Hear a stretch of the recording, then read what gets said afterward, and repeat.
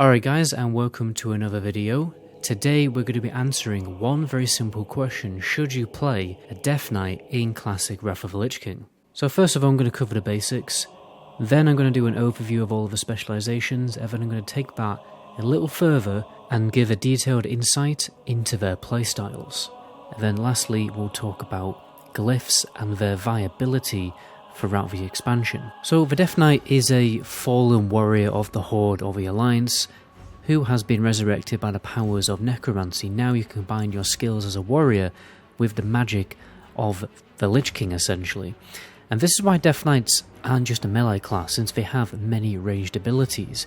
You can either play Blood Spec that focuses on draining health from your enemies, Frost, which is a pure raw damage spec that goes for big crits and everything, and then Unholy that focuses more on dot management and pet control. Now you're probably wondering which spec is for tanking in Wrath of the Lich King. Well, most people go Deep Blood. That is the way to go. It's very strong, lots of self-healing, lots of survivability, with a Frost sub-spec, but honestly there's a number of different specs you can go for. Some people go Deep Frost to pick up unbreakable armor, and then it's a bit more of a DPS focused off-tank, and then some people even combine all the specs together, or go deep into Unholy to pick up Bone Shield. That is more of a wannabe dungeon spec though. But when you're raiding in a fairly serious environment, most people are going to go Deep Blood, maybe go Deep Frost for off-tanking, but honestly for dungeons you can, while leveling up or doing heroics and stuff, you can honestly just go any spec you want. Just pop yourself in Frost Presence and Death Strike rather than using your main DPS ability, and you are good to go.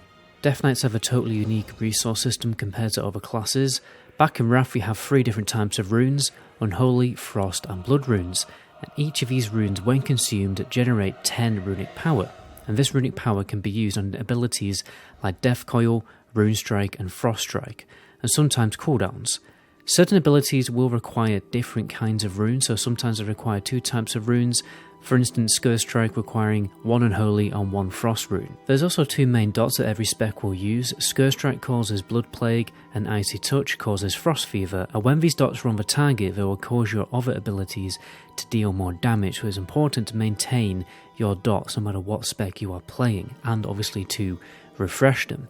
For instance, Obliterate's total damage will be increased by 12.5% per disease on the target. Death Knights also have presences similar to a warrior's stances, but they are much better. Firstly, you have Blood Presence, increases all damage by 15% and 4% of the damage you deal is granted as healing.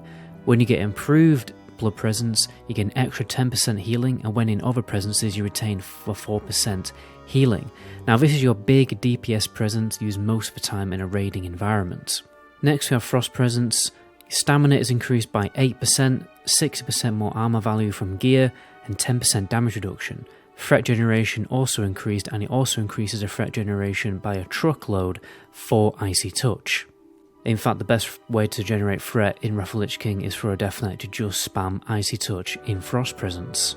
When you have improved Frost Presence, you get 2% extra damage reduction, 8% of a stamina increase is also transferred to the other presences, and this is the main tanking presence, but it may also be used by Death Knights in PvP if they're getting trained really hard. And lastly we have Unholy Presence, 15% increase attack speed, 15% increase in movement speed, and reduces the global cooldown by 0.5 seconds. With improved Unholy Presence you get 10% faster rune regeneration time, and you retain the 15% increased movement speed in the other presences. It honestly doesn't get much use in a PvE environment. Sometimes you will switch to Unholy Presence when you have downtime, and then you have to switch onto an ad that doesn't survive for very long. The simple fact is that Blood Presence increases your total DPS by 12.5% and Unholy increases it by 7.5%. Some people do make the argument that swapping to Unholy Presence before you pop a Gargoyle is worth it, because the 15% damage increase on Blood Presence doesn't actually affect the Gargoyle, but to me this sounds like a bit of a private server bug, so who knows how that's going to turn out when Classic Wrath actually comes out. I've also heard other people say that it's not really worth wasting the runes to switch between presences. So once we get logs, once we get sims, accurate data when the beta comes up, we'll have better information on that, but overall Unholy Presence is mainly just used in PvP. It's also important to note that Death Knights have rune forging. Basically, long story short, you get free weapon enchants. You never have to spend money on a weapon enchant ever because the enchants you get from rune forging are so much better. Then Holy always goes Rune of a Fallen Crusader. Your weapon attacks have a chance to heal you for 3% and increase your total strength by 15% for 15 seconds. Frost Death Knights will also go with this, but because of a dual wield, they will also go for and Rune of Razor Ice, which affects your weapon with 2% extra damage as frost damage, but also increases the enemy's vulnerability to frost attacks. Then the tanks, you go for Stone Skin Gargoyle, stamina increased by 2% and an extra 25 defense. Right guys, now it's time to dig a little deeper and go into the meat and potatoes. I'm going to be giving you a spell overview, first of all beginning with all of the spells that are available to every single spec, and then we'll go deeper into each and every spec, looking at the talents and then also the playstyles. So first of all we have Death Grip. What this does is it grips the enemy towards you and it's on a 35-second cooldown, and it can also be used as an extra taunt. Next we have Playstrike. This consumes an Unholy Rune, it does 65% of weapon damage plus 319, and then it will affect the target with Blood Plague, which as you can see here is a dot that lasts 21 seconds talented, but only 15 seconds untalented, and it's very simple, it just deals damage over time like a dot. And then we also have Icy Touch, which is actually a ranged ability, and affects the target with Frost Fever, which again, just a 15-second dot, but it will also reduce the melee and range attack speed of the enemy by 14%. And like I said earlier, if you're in Frost Presence while you use this ability, it generates a lot of threat. Next we have Bloodstrike. This is really your filler ability for most specs. It's just something you squeeze into your rotation and it consumes a blood rune. Next we have Blood Boil. This very simply just does AoE damage to everyone in 10 yards, and it also does increased damage when the target has Blood Plague and Frost Fever on the target. Next we have Pestilence. Very simply, it's like Soul Swap for a Warlock. It's gonna spread your diseases on the current target to everyone within 15 yards, and you can actually increase the range of that with a glyph, and it consumes one blood rune. Next we have Obliterate. This is basically just a Frost Death Knight spell, but for some reason all Death Knights do actually have access to it. It deals 8% weapon damage plus a little bit more, and the total damage is increased by 12.5% per disease on the target. It's the main DPS ability of the Frost Death Knight, but it will consume the diseases on the target. Okay, but there's a talent in Frostspec which I'll talk about later which stops that from happening. Next we have Death Coil. It is the main runic power dumper of most specs. Well, it is for Blood and Unholy, but Frostspec will dump their runic power with Froststrike instead, and then Blood Tank anyway will dump their runic power with Runestrike. Here's Runestrike here. It's like one of the biggest DPS abilities in the game anyway, because it does 150% of weapon damage plus a little bit more, and it's only usable after you dodge or parry. Plus, it can't be dodged or parried, and it causes a high amount of threat. Plus, it's actually totally off the global cooldown. So what you can do is you can macro Runestrike into any other ability, and it will just use it automatically whenever it's available, and a lot of Death Knights will do this. I recommend you to do this while leveling up. Just put macro Runestrike into all of your abilities so you automatically use it whenever it's available. You don't have to actually have a separate keybind for it. It works a little bit like Heroic Strike, as it will basically trigger on your next melee hit. Next we have Death and Decay. This is your main AoE ability. It puts a big ring on the floor, and everyone in that radius will be affected by shadow damage, over the course of 10 seconds. The only downside of this ability is it does cost 1 Blood, 1 Unholy and 1 Frost Rune. You can also reduce the cooldown of it in Holy Spec as well. Next we have Army of the Dead. What this basically does is it summons an entire army of ghouls. You use it before a boss because it does consume 1 Blood, 1 Unholy and 1 Frost, and it deals a ridiculous amount of damage. It makes soloing any elite quest basically easy. We also have Anti-Magic Shell. This costs 20 runic power on a 45-second cooldown, surrounds the Death Knight in a shell, absorbing 75% of damage dealt by harmful spells up to a maximum of 50% of your health. Plus, all magic damage absorbed actually gets returned as runic power. Icebound Fortitude makes you immune to stun effects and reduces your damage taken by 30%, plus an additional damage reduction based on defense for 12 seconds. Death Pact sacrifices an undead minion, healing the Death Knight for 40% of his maximum health. The heal cannot be a critical. What people normally do is they combine this with a macro for Raise Dead. The Raise Dead and then instantly sacrifice it after they've summoned it. This leads me on to Raise Dead. It's normally a 2-minute cooldown, but when you have Unholy's talents, you will reduce that cooldown. What it does is it just summons a undead minion to fight by your side for a little bit of extra damage. When you spec Unholy, the damage of it is drastically increased and it actually becomes a permanent pet. You also need Corpse Dust to actually get the undead minion, but it will also use close by corpses, whether they're friendly or unfriendly. Plus you can also get it talented so that you don't actually need that reagent at all. Sorry, you can get it glyphed. Strangulate is a silence effect for 5 seconds and it consumes a blood rune. Also, non-player victims, while they are spellcasting, are also interrupted for 3 seconds, so it kind of works like a kick. We also do have a pretty good kick called Mind Freeze, which is on a 10-second cooldown, and then obviously prevents spellcasting for 4 seconds, but when you are spec'd into Frostbeg, that runic power cost is totally removed. It's also totally off a global cooldown as well, so you don't have to wait for it to become available after you've used an ability. Now we have Chains of Ice. Now Chains of Ice is stupidly overpowered in Wrath.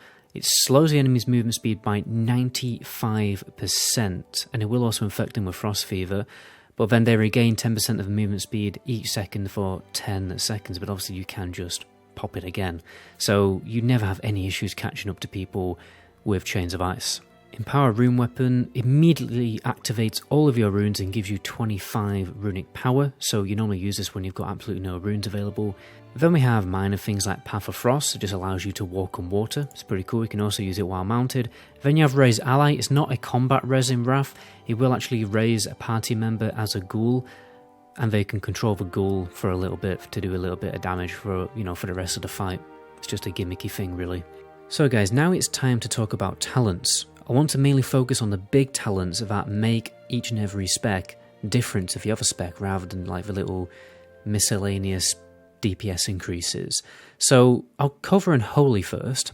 The first great talent we have here is Epidemic, which increases the duration of Blood Plague and Frost Fever by 3 seconds, obviously increasing our dot damage, and also it makes snapshotting our dots and refreshing dots much more viable, because every time we refresh our dots, the duration is much longer than if we were spec'd into a different spec.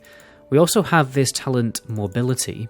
This is great for when you're trying to optimize your AoE damage on cleave fights, because it reduces the cooldown and death and decay by 15 seconds, effectively cutting it in half nearly, and it just means you can use more death and decays in one single fight. It also increases the damage of Death Coil, which is a good single target DPS increase too. Here we have Corpse Explosion. Most people never really use Corpse Explosion. It is really just a fun, gimmicky ability. The problem is it just costs too much runic power, and you do need a dead corpse on the floor for you to actually be able to use it. So on most bosses that doesn't happen, because you're only attacking the boss, and the boss is the only available target for you to use it on. But it is great for dungeons if you're really trying to min-max your AoE DPS doing dungeons. Now we have Necrosis. Now Necrosis is actually a viable talent for a number of specs, because it basically adds 20% shadow damage onto your auto attacks, and this becomes very viable when you start to spec into things like Icy Talons, which obviously increases your melee haste. You also have the talent Outbreak here.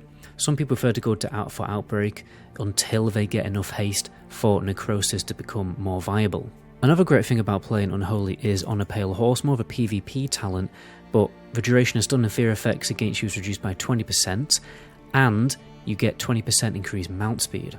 Now, the more significant talents here is going to be Night of the Dead and Master of the Ghouls. Like I said before, this makes your ghoul an actual permanent pet under your control, which is a big DPS increase for the Unholy spec. Here we have a talent Reaping, which is interesting. There's other talents which are similar to this as well, but basically turn your runes into death runes, and a death rune can be used by any other rune type. It's not really that much of an Unholy thing though, and that's simply because other talents are just better for DPS, but some people still like to go for Reaping because of it, like how it changes the rotation. We also have Desecration here, which basically every time you use Plague Strike or Scare Strike, you get an AoE slow on the ground. It's a great PvP talent. Here we have Desolation. Basically every time you pop a Blood Strike, you get a 5% damage buff for 20 seconds. You want to maintain that when you are playing Unholy. Here we have Bone Shield, great PvP cooldown. Not massively used in PvE, but it is useful nonetheless. You take 20% less damage from all sources, and you deal 2% more damage. It has 3 stacks, so when you get hit by 3 things, it will actually fall off on a 1-minute cooldown. And now we're dipping into the big disease talents, which are deep in the Unholy tree. So this Crypt Fever turns into Ebon Plaguebringer. What it does is increases the magic damage taken on the target by 13%, and yes, that does affect everyone in your raid group, in addition to increasing your disease damage, and also increases your crit with all weapons and spells by 3% at all times. And next we also have Wandering Plague, which basically causes your dots to crit, right?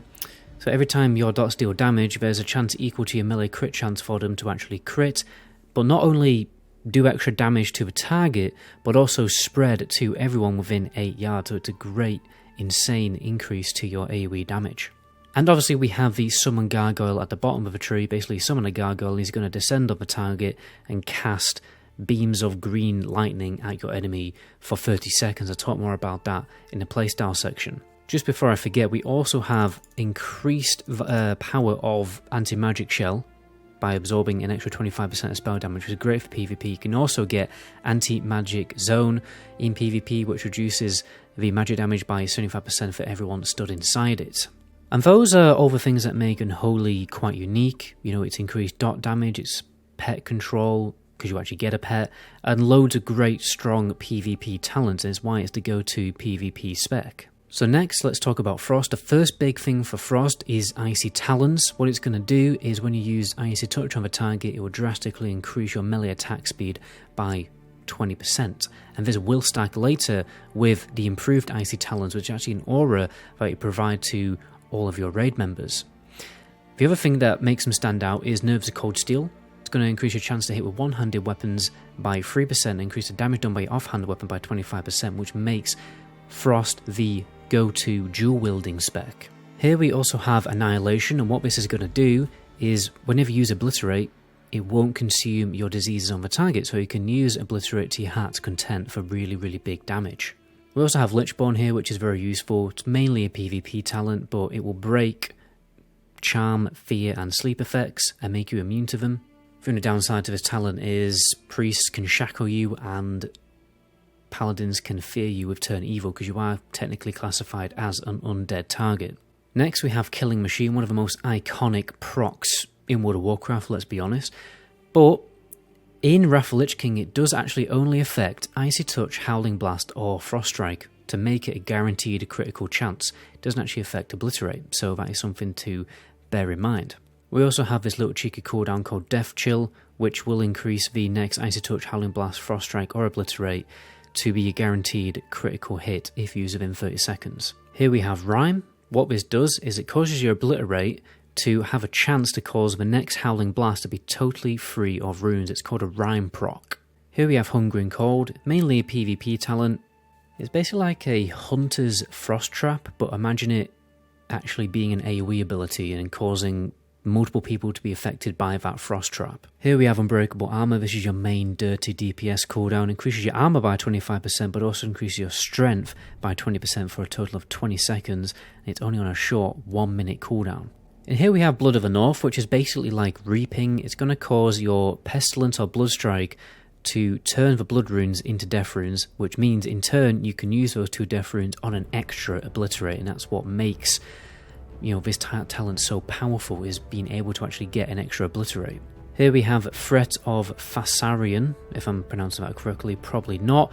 Basically just calls all your abilities to also affect with the offhand weapon. And the talent tree finishes with some just general DPS increasing talent, and then obviously ends with Howling Blast, which is a great AoE ability, which you will be using as often as you possibly can on cleave situations. Now let's move on to Blood. So the first interesting talent here is the Blade Barrier effect. Whenever you use a Blood rune, basically gives you 5% very simple damage reduction, and that's it. We also have Bladed Armor, which is going to increase your attack power by 5 for every 180 armor value that you have. This talent is really good early on in Wrath, because it just gives you a massive amount of attack power, so a lot of people will off-spec into this talent. But obviously in the long term, for tanks, it's a nice little bit of attack power boost, and obviously that in turn does turn into threat. Next we have Death Rune Mastery. What it does is your Death Strikes will turn your Frost and Holy Runes into Death Runes, like I've explained before, which means you have the freedom to use those Death Runes as, well, any ability that you want to use them with. In the case of a Blood Death Knight DPS, it's going to be mainly Heartstrike, because that is such a big DPS ability. Or you can, do the Icy Touch spam like I explained earlier to generate massive amounts of threat. Here we have Rune Tap. It very simply is a clutch little ability that you can use to grant yourself some health, and it only consumes 1 blood rune. Here we have Mark of Blood. Very simply, you pour it on the target, and every time you attack that target you're going to get healed for 4% of your maximum health. Very straightforward cooldown to funnel health back to the Death Knight. And here we have the second big raid buff that the Death Knight provides. It increases the attack power of everyone in the raid by 10% within 100 yards. And here we have one of the big Blood Death Knight DPS cooldowns, called Hysteria. It lasts for 30 seconds and the target will become enraged, increasing their physical damage by 20%. Because obviously a lot of Death Knights who are spec'd into Blood are tanks, they will be generous and give this to a DPS in the raid. I mean, normally it's going to be the biggest, physical DPS member in the group, or whoever is, obviously friends with the Blood Death Knight. You also get blood worms, which are pretty cool. They're basically these little worms that spawn, and a chance to proc on your weapon hits. They can spawn 2 to 4 at a time, and then they attack your enemy and also heal you for a little bit too. Here we have Sudden Doom. Basically, your blood strikes and your heart strikes have a 15% chance to trigger a free death coil from the actual strike, and this goes hand in hand really well with the talent mobility that increases your death coil damage, and the glyph also does that as well. Here we have Vampiric Blood. This is your big DPS cooldown along with obviously Icebound Fortitude, but what this does is it increases your health by 15% and will also increase the amount of health you generate from everything like Death Strikes, Blood Worms, Blood Presence by 35% for 10 seconds. Then we have the Heartstrike, and this is your main DPS ability if you're playing Blood Death Knight DPS. And most tanks won't actually spec this far down to Blood. They'll pick up Will of the Necropolis, and that'll basically be it, because the rest are like DPS increase in talents. But if you're a Blood DK DPS, you will go further down to get Dancing Rune Weapon. What Dancing Rune Weapon does, it lasts 12 seconds, and then every single attack that you do will also be duplicated for 50% of damage. So guys, that is all the individual talents and spells which make each and every spec stand out from the other. You can clearly see why Unholy is the king of AoE damage, Frost is the king of single target damage, and Blood is the king of being the douchebag who never dies. And now guys, it's time to dive even deeper into the more specifics of each and every spec's playstyle. So I'm going to start with the Unholy. Let me show the talents that you very likely be using. Again, bear in mind when I put these talents up that they're subject to change in Classic Wrath, because they've been very crafted on private servers. Plus, there's some talents that will change depending on your preference. So early on in Wrath, most Unholy Death Knights are going to off-spec into Blood spec. Later in Wrath, you will go for a Frost off-spec. Some people even go for the Frost off-spec when they're Phase 1 best in slot geared, so at the end of Nax. And this is because early on, that 5% crit that you get from Dark Conviction is a really, really big DPS increase, because the lower amount of crit that you currently have on your character, the more you benefit from crit gains. But the higher your crit, then the less you benefit from new crit gains. It's called a diminishing return, and there's a diminishing return on crit. So when you get more stats from your gear, then that crit from Dark Conviction becomes less valuable. And then the naughty Icy Chains raw 20% increased attack speed really starts to ramp up your damage, and it has really good synergy with talents like Necrosis, which is an ability that increases your shadow damage on melee hits and, well, grants you extra shadow damage anyway. And then you also have Blood-Caked Blade, which has a chance to, again, just cause more damage on your melee hits, and if you're attacking faster, all of this is going to be occurring more.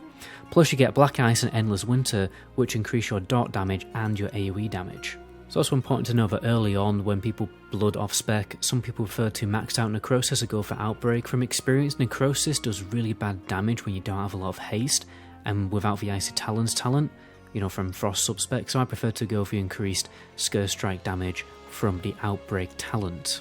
When it comes to actually, pressing buttons, Unholy is like playing a very fast-paced melee Affliction Warlock. Okay, your priority is keep your dots up, maintain a Desolation buff with Blood Strike, you spam Scare Strike, which is your biggest DPS ability, and then use Death Coil when you can't Scare Strike, and then you fill it in with Blood Strikes, and then you Horn of Winter when you've basically got no runes or Death Coil isn't available, which normally doesn't happen for very long. You can also refresh your dots in sync with big procs like from a trinket.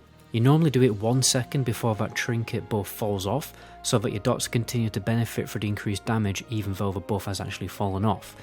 You do this by doing Icy Touch and Plague Strike, and the reason you do that over using the Glyph of Pestilence is 1, the DPS difference between using Icy Touch and Plague Strike against a Scare Strike isn't really that huge, especially when you're Frost subspec with increased Icy Touch damage talent. And also you always want the Death Coil Glyph for increased single target damage on Death Coil. You also have to manage your Gargoyle effectively. He snapshots your current stats when you pop him and will continue to benefit from those stats until he despawns. So you want to be popping him during procs, trinket procs, profession stuff and potions, things like that.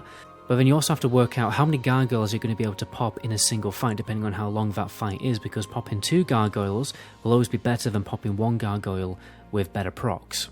There is a lot of RNG involved with this massively, and I do strongly believe that when an Unholy Death Knight gets really good RNG with procs and he can snapshot his dots and gargoyles, then he will out DPS a Frost Death Knight, but I can be proven wrong when Classic Wrath does finally come out. It's also important to mention that there's an Unholy Death Knight AoE build that changes the talents slightly, like getting mobility for the reduced cooldown on Death and Decay, so you can use more of them in a fight, and then you also get the Glyph of Death and Decay to obviously increase its damage. Hardcore Unholy players will have a Unholy single target spec and an AoE spec, and they'll swap depending on what boss they're on.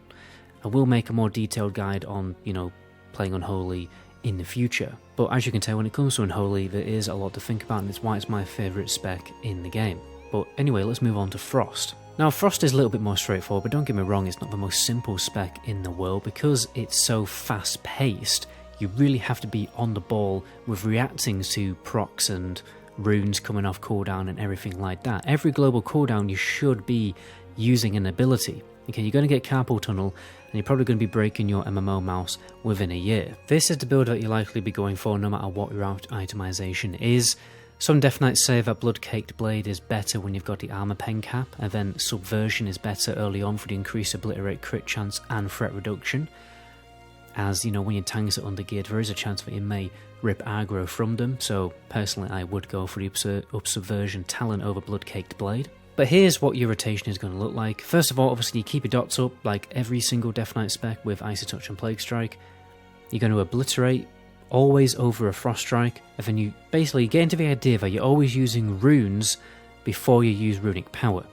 Okay, you keep your blood runes active as death runes with Blood Strike or Pestilence when you need to refresh your dots, because you will be using the Glyph of Disease.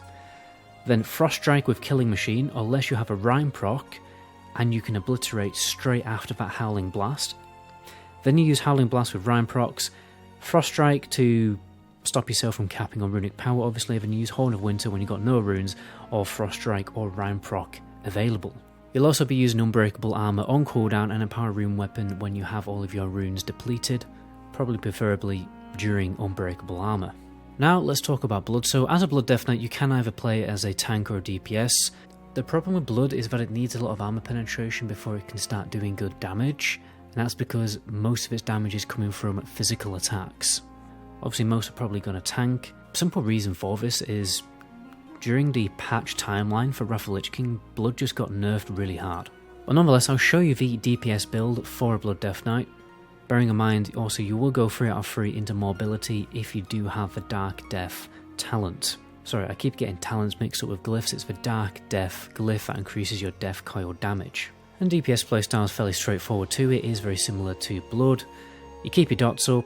You're going to Heart Strike as your highest priority. You're going to turn your Frost and Holy runes into Death runes with Death Strike. And then you're going to spam as many runes as you possibly can, those Death runes that you turned into with Death Strike, with Heart Strike. Then your Death Coil when you can't Heart Strike, and then obviously you refresh your dots with Pestilence or Icy Touch and Playstyle, depending on whether you went for the Glyph of Disease or Glyph of Dark Death. You also have cooldowns like Hysteria, Dancing Rune Weapon to use, and you want to be using Dancing Rune Weapon, obviously with Empower Rune Weapon, to get the most out of it, to squeeze as many abilities into that Dancing Rune Weapon duration. Now let's talk about the Blood Death Knight tank. There are so many ways to spec a Blood Death Knight depending on your preference. You know, you can spec to get both of the raid buffs, Abominable Might and Icy Talons, if your raid doesn't have either buff, but it's probably unlikely because so many people play Death Knight. You can spec for more avoidance, you can get more AoE DPS, you can get more self-healing, which is obviously especially good if you're going to try and solo classic WoW raids. And like I said before, some people even spec into Frost, but this is better off as more of an off-tank spec in my opinion, as you sacrifice a lot of self-healing to spec deeper down into Frost just to get unbreakable armor. And this is the main playstyle for the Blood DK, whereas other tanks are going to have more avoidance, have a shield to reduce the damage of melee attacks, or a beefy bear form. The Blood DK will deal much more damage than the other tanks, and that damage in turn will bring you a lot of self-healing. You're essentially a tank that just constantly tops up his own health pool with abilities like Death Strike and Mark of Blood and just everything else. There's so much self-healing for a Blood Death Knight. Encountering big damaging abilities from boss mechanics is no problem because you've got Icebound Fortitude and you also have Vampiric Blood to increase your health pool, and it's on a short 1 minute cooldown. But nonetheless, like, here is a playstyle priority. You know, you keep your dots up, you deal Death Strike with Frost and Holy Runes, you use Death Runes with Icy Touch for more threat, and then you use Death Runes with Death Strike if you need more healing. Use Pestilence to refresh your dots, you maintain Blood Barrier with Blood Strike. And also, when you need to burst aggro, you can just spam Icy Touch. You can open with 2 Icy Touches into a Blood Tap Icy Touch with 3 in the opener to get massively ahead on threat. Now let me briefly cover the glyphs that you can get for the Death Knight. First of all, Anti-Magic Shield increases duration by 2 seconds. You've also got Blood Strike, which does an additional 20% damage to snared targets. I don't think this really gets used that much. You've got Bone Shield, which will add 1 additional charge to your Bone Shield. Chains of Ice causes it to also do damage. Don't think that's used that much. Dancing Rune Weapon, this will be used when you're in Blood Spec. Increase the duration of Dancing Rune Weapon by 5 seconds. You've got Glyph of Dark Command, increase the chance of Dark Command to work successfully by 8%. You've got Dark Death, which increases your Death Core damage by 50%. You've got Death and Decay, which increases its damage by 20%. Whenever you get a killing blow with Death Grip, it will reduce the cooldown on Death Grip. Here we have the Glyph of Death Strike. Increases your Death Strike's damage by 1% for every 1 runic power you currently have, up to a maximum of 25%. Frost Strike reduces its runic power by 8 runic power. Heart Strike reduces the movement speed of your target by 50% for 10 seconds. Howling Blast also affects your target with Frost Fever. You got Hungering Cold, reduces the cost of Hungering Cold by 40 runic power. Icebound Fortitude now grants at least 40% damage reduction regardless of your defense skill. Got Icy Touch, your Frost Fever deals 20% additional damage. Obliterate increases damage by 25%. Plague Strike, additional 20% damage. Increases the crit chance of Rune Strike by 10%. Scourge Strike, increases the duration of diseases on the target by 3 seconds up to a maximum of 9 additional seconds. Didn't actually know this existed in the game until now. Basically what will eventually turn into Festering Strike when Cataclysm comes out. That is quite interesting. Anyway, Glyph of Strangulate reduces the cooldown by 20 seconds. Ghoul increases its strength and stamina by 40%. Unbreakable Armor, extra 30% armor. Unholy Blight increases its damage by 40%. Unholy Blight is a talent that is like an extra dot triggered on your death coils. That doesn't do any... well, it does damage, but it barely does any damage. And the last question to answer, guys, is what about the viability of a Death Knight? And honestly, there's just no point talking about it. S tier, everything. You know, it's S tier when it comes to DPS in raids, S tier when it comes to tanking, S tier when it comes to PvP. Arguably the best class in Arena. So they really are the king of Wrath of the Lich King. You don't have to worry about your class, well, the Death Knight, being bad in Classic Wrath, because yeah, it is just not a thing. But anyway guys, I hope you now have a better understanding of the Death Knight class in Classic Wrath. My name is the MetaGoblin. To my next video, ciao.